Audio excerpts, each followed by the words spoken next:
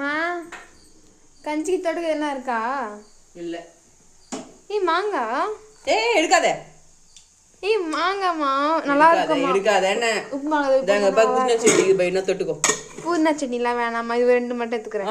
வேணாம் ப்ளீஸ் 2 மட்டும். வேணாம் சொல்றா கேளு. 2 வேணாம் வச்சுட்டு போயிடு ப்ளீஸ். ஒரு 3 எடுத்துக்கிறேன் ப்ளீஸ். இவன் மட்டும் எடுத்துக்கிறேன். சேர்த்துன்னு போ. போதும் போதும் போதும் போ. நீ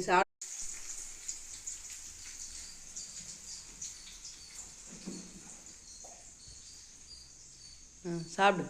நல்லா இருக்குதா?